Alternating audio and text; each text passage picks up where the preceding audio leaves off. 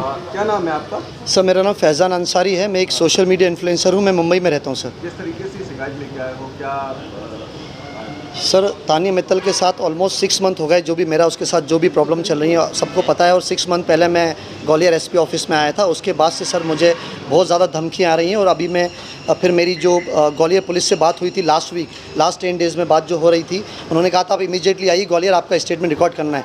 But sir Bombay से immediately आना easily नहीं होता है। काफ़ी हमारे शेड्यूल रहते हैं, इवेंट्स रहते हैं, लाइनअप रहते हैं। बट फिर उन्होंने मुझे कहा कि 2 जुलाई को आपको स्टेटमेंट के लिए एनीहाउ आना पड़ेगा।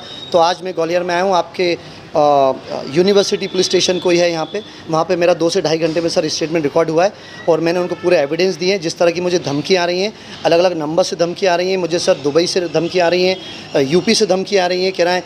और ये भी कहा जा रहा है कि जो गैंगस्टर जो शुरुआत होती है किसी गैंगस्टर की, वो यूपी से होती है। हम लोगों से दूर रहो, तानिया मित्तल से दूर रहो, अच्छा नहीं होगा। और मैं तो ये कहना चाहता हूँ सर कि तानिया मित्तल ने ग्वालियर का नाम अगर रोशन करा है, तो मैं लोगों को बताना चाहता हूँ कि तानिया मित्तल ने बिग बॉस करके क्या वो अपने आप को भगवान समझ रही है? अभी तो वो ग्वालियर पुलिस को खुलेआम चैलेंज कर रही है। मुझे हैरत होती है सर ये बात सुन के।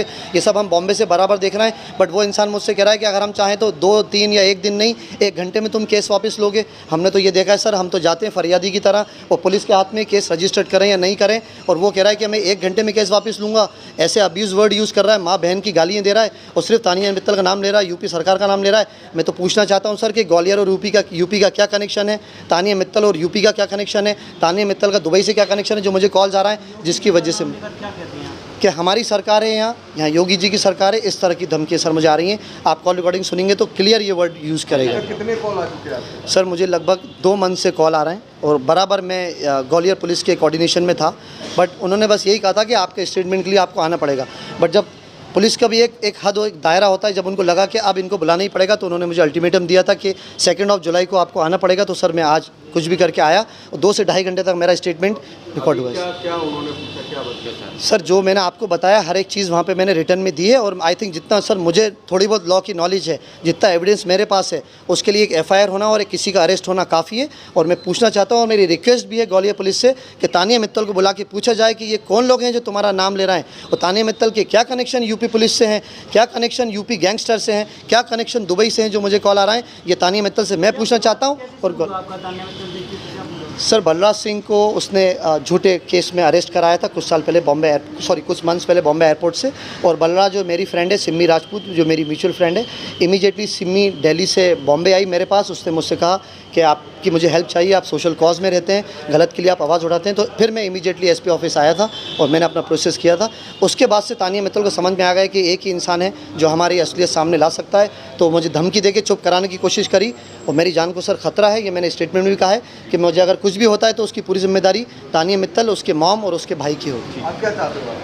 मैं चाहता हूँ सर तानिया मित्तल को बुला के सवाल जवाब करे जाएँ, उसकी अगेंस्ट एफआईआर हो जाए तानिया मित्तल के अगेंस्ट। अभी तक सर एफआईआर क्यों नहीं हो रही, जब मेरे पास एविडेंस है, मेरे पास डिजिटल एविडेंस है, मेरे पास सॉफ्ट कॉपीज़ हैं। तानिया मित्तल की एफआईआर क्यों नहीं हो रही और उसको अरेस्ट क्यों नहीं किया जा रहा? इसलिए मैं खुद ही चल के आ जाऊँ। उन्होंने सर पूरा स्टेटमेंट रिकॉर्ड कराया। उन्होंने कहा अब इस पर हम काफ़ी तेज़ कार्रवाई करेंगे और एफआईआर भी करेंगे। उन्होंने मुझसे पेन ड्राइव में भी पूरी डिटेल्स मांगी है, वो मैं उनको देने जा रहा हूँ सर। Thank you. जितनी सर मुझे लॉ की नॉलेज है, क्योंकि वो अलग अलग नंबर से जो कॉल्स आ रहे हैं, वो बार बार तानिया मित्तल नाम ले रहे हैं, दुबई का नाम ले रहे हैं, यूपी सरकार का नाम ले रहे हैं, हमारे लोग हैं। अब मैं तानिया मित्तल से पूछना चाहता हूँ और ग्वालियर पुलिस से पूछना चाहता हूँ कि ग्वालियर का यूपी से क्या लिंक है, तानिया मित्तल का यूपी से क्या लिंक है? पुलिस को भी कंप्लेंट की होगी? जी सर। जी सर की एक हेलो जी सीएसपी सर के चैम्बर में बुला रहे हैं। कंप्लेंट की होगी सर मुंबई पुलिस में तो मैंने 4-5 मंथ्स पहले दी थी। बट जो धमकी आई है उसके बाद मुझे यहाँ आना पड़ा, क्योंकि अभी मेरी जान को थोड़ा सा खतरा है सर। और मैंने अभी भी अपने स्टेटमेंट में लिखा है कि अगर मुझे जो चेहरा लोगों के सामने है, वो अब सच चेहरा तानिया मित्तल का मैं एविडेंस लेके आया हूँ सर। और मैं ये भी कहना चाहता हूँ कि तानिया मित्तल बिग बॉस करके अपने आप को भगवान समझ रही है। ये कह रही है ग्वालियर पुलिस को चैलेंज कर रहा है सर, सीधी सीधी बात है। हम तो सर पहले भी आपने सपोर्ट किया, अभी भी बस उम्मीद है सर आपसे। इसके आपने नया आवेदन कोई है अपना? वो उन्होंने मुझे दिया नहीं, शायद आपके वो टर्म्स एंड कंडीशन में नहीं है वो देना।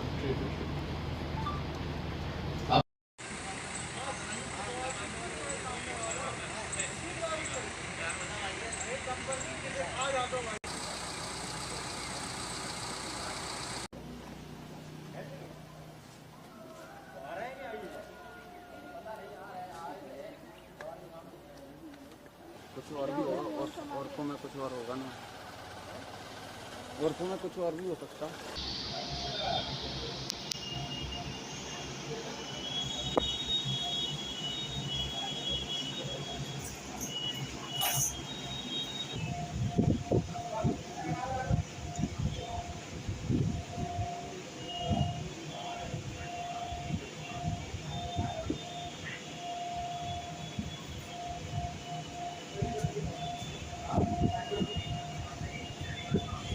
आप